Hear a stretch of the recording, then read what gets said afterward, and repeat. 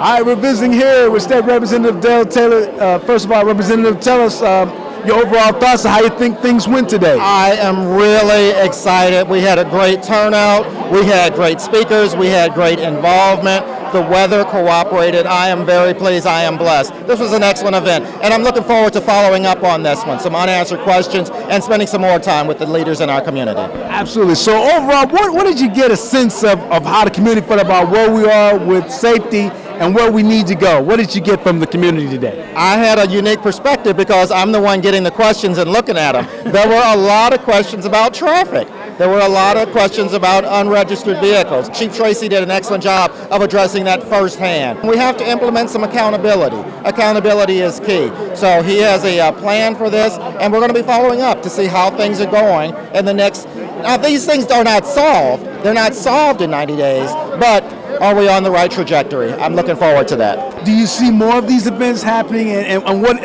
do you hope comes out of these? I'm collecting and asking people for feedback. Let's give these individuals some time and then come back and 90 days later really get a perspective of, how are we moving forward and are we prepared for a hot summer in St. Louis? All right. State Representative Dale Taylor, thanks so much. Appreciate it. Thank you very much. Visiting with Annette Smith. And Annette, tell us why it was important for you to be part of today's town hall meeting. Because I heard the police chief would be here and the commissioner of public safety, because especially as far as the violence, because I stay on Fountain. And July 27, 2021, I was shot in my back. A stray bullet came through my second floor window. And I reached out to the detective who was handling the case, and I just got run around. I never met with him. I called downtown. I reached out to the mayor's office. They got me in contact with Chief Hayden. He called me. He apologized.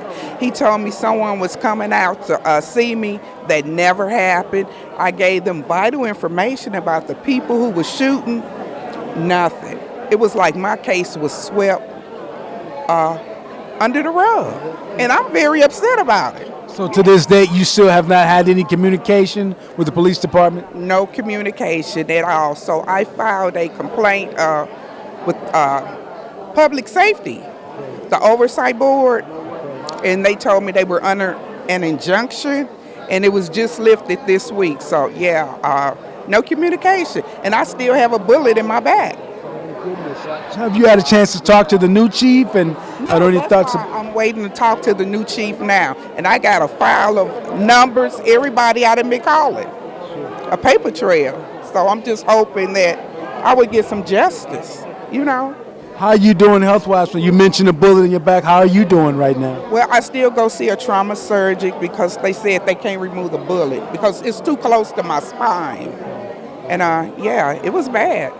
Well, I am certainly thankful to see you here, standing here today, able to talk with us, and I'm looking forward to you getting a chance to talk to the chief. Thank you so much. For the senator to take time and pastor to hold this forum here in the church is just an awesome thing. We need to do more of this throughout the city, where the people can get a chance to be this close up to their elected officials and to those people who are in office that can make a change. And then when you're here in these kind of settings and once we get to these breakout sessions like this, and you get a chance to meet these people close up, like myself, yes, sir. And ask us the questions that you really want to ask, then nothing can be better than this. When you can get it straight from the horse's mouth. I love this because I love the people. Yes, I love the city of St. Louis.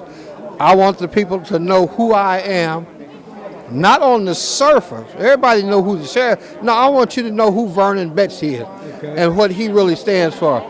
And I stand for the love and the support and help for making St. Louis a safer place. Otherwise, I wouldn't be here.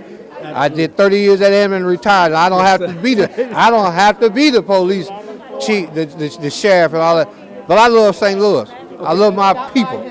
And tell me how you believe this will help. This will help law enforcement like yourself. Well, it's got to help because it's going to give the people a chance to actually meet their elected law enforcement and their appointed law enforcement and get a chance to hear what really on our heart and mind, and then get more importantly for them to be able to ask us questions what's on their heart and mind. And you right in my face where I gotta answer. Look in my eyes and make sure I'm answering from my heart and not just answering off the top of my head. We are visiting here with Ms. Sheila Davis. She is the president of the Fountain Park Lewis Place Community Development Organization. And first of all, Sheila, wanted to ask you, just give us your overall thoughts on how you thought the town hall meeting went today and what was accomplished. Well, I think it was a very good meeting today. There was a lot of activity, a lot of information given out today. We had very good speakers, and so for the next meeting, I think everyone should come out and hear what the chief of police and all of the other people have to say about the community, how they're going to be helping us and working and stopping crime in our community. And when you look at our community, what would you say is one of the key critical issues that you see that really needs to be addressed right now? Crime, the driving crazy on the streets, just the guns, and we need to help our children. They need help because all of the youngsters that are committing crimes with guns and the burglary and stuff like that, that's what we need to focus on right now. Okay. And a final question, tell us about some of the activities. I know you have a lot of programs and things that you're doing in Fountain Park and Lewis Place to help our youth. Just kind of let everybody know about some of the activities and things you have planned, and even into the summer. Well, we have programs for the youth and the seniors. We help the youth find jobs. We also have a community garden that they come out and they help us with our community garden. As a matter of fact, last Saturday they did the cleaning up of the garden so we can get ready to plant. And we also help the seniors. They can come to us and get information at our meetings to find out what's going on and where they can get help. So we work pretty good with the community and have been in the future, in the past. Sheila, thank you so much for the visit, the interview. That's Sheila Davis. She is the president of Fountain Park Lewis Place Community Development Organization. Visiting here with Pastor Perkins. And first of all, Pastor, thanks so much for talking with us today. So overall, just kind of give me your thoughts. It's always great to have leaders who are privileged to lead us to come and talk directly to the people. It was good to hear some possible plans. More work to be done.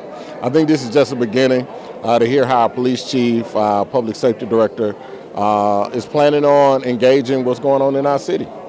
This is a good opportunity for us to start having some introductory dialogue. Absolutely. And as a person of community right here with the church, what do you see as something that really concerns you as a leader in the church and in the community right now as far as safety is concerned? I think the lack of connectedness, us not coming together, really thinking through how do we do this collectively, how do we address crime collectively, having the police at the table, the public safety director. More importantly, you got to have the residents at the table because these are the people who are living with this crime on a regular basis. So bringing folks together is what we should be doing. Why was it so important for Centennial to be part of this today? Well, our church is in the community, very active in the community, and also I think this represents some of the work that Jesus would do in this modern time. We don't just preach to souls, we're trying to make sure our whole community is whole, right? And so this goes to the heart of the gospel. You bring the people who are privileged to serve, bring them to the people. Let's talk about what's really happening, and let's see if we can create a plan together. And I think that's what needs to happen in this city.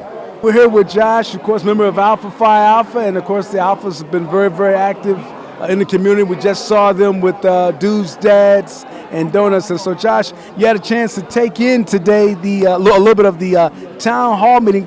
Kind of just want to get your thoughts on what you were able to gather as you kind of summarize what you saw today. Oh, yes, sir.